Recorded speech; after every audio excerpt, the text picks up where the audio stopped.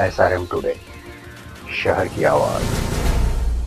सकल जैन समाज ने साध्वी के साथ हुई अभद्रता को लेकर विभिन्न सामाजिक संगठनों के साथ एकजुट होकर दोषी पर कड़ी कार्रवाई करने एवं साध्वियों की सुरक्षा को लेकर CSP को ज्ञापन सौंपा।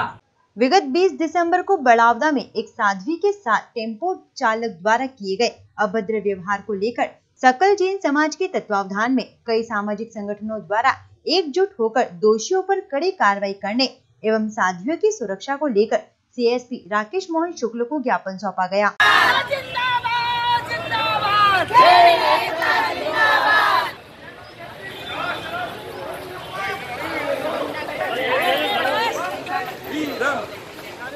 जैन धर्म की जय हो, जैन धर्म की जय हो, महावीर स्वामी की जय हो, महावीर स्वामी की जय हो।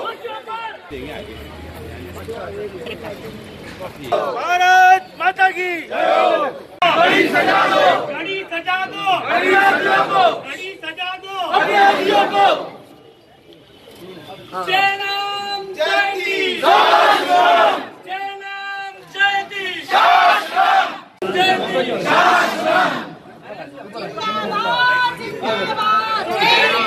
इस संबंध में सकल जैन समाज के संयोजक सुरेंद्र लोढ़ा एवं विधायक यशपाल सिंह सिसोदिया ने बताया कि बड़ावदा में 20 दिसंबर को एक साध्वी द्वारा पैदल विचरण किया जा रहा था, लेकिन सुनसान इलाके में एक टेम्पो चालक द्वारा साध्वी जी का हाथ पकड़कर उन्हें जबरन टेम्पो में बिठाने का प्रयास कर अभद्र व्यवहार किया गया, जो कि एक निंदनीय अपराध है। इससे साध्वियों को असुरक्षा का भय उत्पन्न हुआ है व उन्हें ठेस पहुंची है।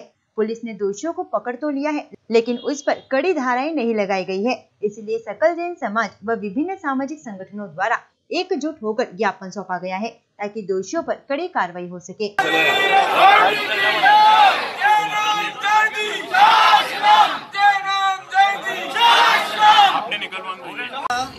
5:20 पर साध्वी समुदाय का पैदल विचरण चल रहा था।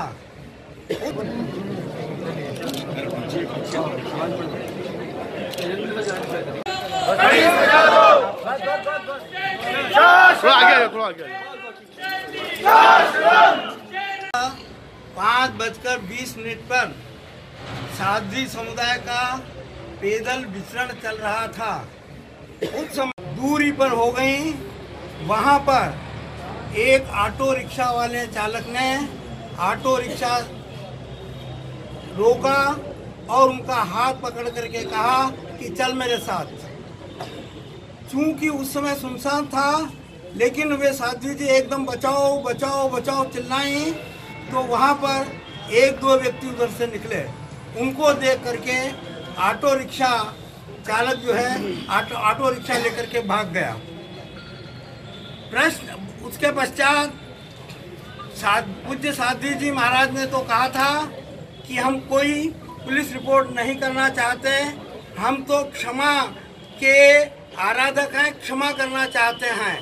लेकिन समाज ने इस मुद्दे को रेखांकित किया कि यदि इस तरह की घटनाएं हुई और साधु साध्वियों का विचरण और पैदल विहार असुरक्षित हुआ, तो जैन धर्म की जो एक महत्वपूर्ण धरोहर संस्था है उसका ह्रास हो जाएगा और उसको क्षति पहुंचेगी।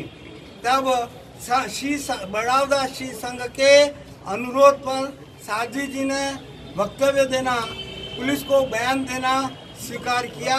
पुलिस ने कार्रवाई की और कार्रवाई करके उस ऑटो रिक्शा को ट्रेस करते हुए उज्जैन बस स्टैंड से ऑटो रिक्शा जब्त किया और ऑटो रिक्शा चालक को गिरफ्तार किया। उसका एक साथी और था, उसको भी गिरफ्तार कर लिया गया। उनको न्यायालय में प्रस्तुत किए जाने पर न्यायालय ने उनको जेल में भेज दिया है। प्रश्न यह नहीं है साथ जो अभद्रता हुई उस संबंध में जो संबंधित है उसके विरुद्ध कार्रवाई हुई है।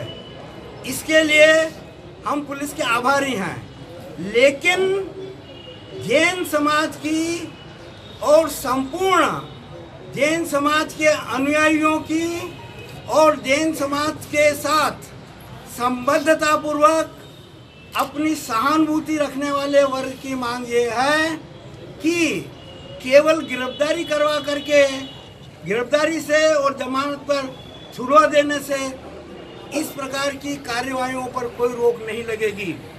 आज जैन समाज के 16,000 साधु साध्वी संपूर्ण जैन समाज के देश में पैदल विचरण करते हैं, उन सबकी सुरक्षा की आवश्यकता है और वह तभी होगी जबकि ऐसे गुंडों को जो इस तरह की कार्यवाही करते हैं, इस तरह की हरकतें करते हैं, इस तरह की समाज में असंतोष पैदा करने की शरारतें करते हैं, उन पर सख्त कार्रवाई, कठोरतम कार्रवाई होगी। इसलिए हम 2 मांगों के साथ कि उन्होंने जैन साध्वी के ऊपर जिस नियत के साथ एक कृत्य करने की कोशिश करी, साध्वी जी के साहस ने साध्वी जी को बचाया। अगर वो प्रोटेक्शन नहीं करती, अगर वे चिल्ला करके अपने आप को बचाने की कोशिश नहीं करती, तो इस मालवा अंचल में उज्जैन संभाग में एक बड़ी घटना घट जाती, जिसको लेकर के न केवल जैन समाज बल्कि अनेक समाज के लोगों को इस घटना से दुख भी है और चिंता भी है। सिर्फ कानून व्यवस्था ठीक करने की बात से बात नहीं बनेगी, सुरक्षा देने की बात चलेगी। मैं समझता हूं इस प्रकार की घटना पहली बार हुई है और जिस वर्ग विशेष के लोगों ने कृत्य किया है या साहस किया है, वे तमाम लोग, उनके नाम उजागर होना चाहिए, उनके ऊपर कड़ी कार्रवाई होना चाहिए। और मैंने ज्ञापन को बहुत गंभीरता से सुना है। कानून अपना काम करेगा, लेकिन रासुका, इस रासुका के अंतर्गत ऐसे आपराधिक तत्वों के ऊपर कार्रवाई होना चाहिए। और मैं निश्चित रूप से इस मुद्दे को विधानसभा में प्रतिपक्ष की भूमिका में उठाऊंगा और माननीय मुख्यमंत्री जी से आग्रह करूंगा, प्रार्थना करूंगा कि जैन संतों को, जैन साध्वियों को, यह जो विचरण करते हैं, जो अपने लिए नहीं, समाज के लिए, सर्वहारा वर्ग के लिए जिस समर्पण भाव के साथ सुबह से लेकर के रात तक निकलते हैं और उनका जो विचरण होता है, उसको सुरक्षा प्रदान किए जाने की अति आवश्यकता है। सकल जैन समाज की इस मूवमेंट में मैं भी यहाँ का विधायक होने के नाते साथ हूँ और मैं भी माननीय कमलनाथ जी के नाम ज्ञापन दिया। मैं कमलनाथ जी से आग्रह करूंगा कि आपने भी हाल ही में कानून व्यवस्था को ठीक करने की बात कही है, हम उस बात का स्वागत करते हैं, लेकिन कानून व्यवस्था के ठीक करने के साथ साथ इन आपराधिक तत्वों के हौसले अब न बढ़े, उस बात को भी चिंता करके और बात को गंभीरता से मुझे लगता है कि शासन लेगा और हम शासन पर दबाव भी बनाएंगे, हम शासन से आग्रह भी कराएंगे कि इस प्रकार की हिमाकत इन लोगों की कैसे हो रही है कि जैन साध्वी को ऑटो रिक्शा में जबरदस्ती बिठाने की कोशिश की जा रही थी। और ये तो जैन समाज का अपना वो है संवेदनशीलता और इनकी अहिंसा परमो धर्म का मामला है, अन्यथा ये बात बहुत बड़ी बात हो जाती। लेकिन जैन समाज जिस नीति का, जिस सिद्धांत का परिपालन करता है, उसमें संयम सबसे बड़ी बात और संयम और धैर्य है। लेकिन संयम और धैर्य की पराकाष्ठा अगर टूटेगी तो फिर जैन समाज भी उद्वेलित होगा, आंदोलित होगा। आज ज्ञापन दिया है, किन बातों को लेकर दिया गया? आज सकल जैन समाज ने जो ज्ञापन दिया है, बड़ौदा के अंदर जो साध्वी जी, सौम्य वंदना श्री जी महाराज साहब, उनके साथ में जो घटना हुई है, उस संबंध में यहाँ पर ज्ञापन दिया गया है। क्योंकि उन्होंने अपराधी को जो है गिरफ्तार तो किया है, लेकिन अपराधी के ऊपर जो धारा लगनी चाहिए वो धारा उन्होंने लगाई है और अपहरण की धारा जो लगनी थी वो उन्होंने लगाई नहीं है। और इन सब बातों को लेकर आज सकल जैन समाज और विभिन्न समाज के, जो हमारे सकल जैन समाज के जो करीबन 25 संगठन थे, उन्होंने आज यहाँ पर CSP साहब को ज्ञापन दिया है और उनसे मांग करी है कि आगे इस घटना की पुनरावृत्ति नहीं हो। तो सकल जैन समाज जो हमेशा अहिंसक आंदोलन करता है, उसको सड़क पर आकर और इस आंदोलन को तेज करना पड़ेगा। संवाददाता विपिन चौहान के साथ SRM टुडे, मंदसौर।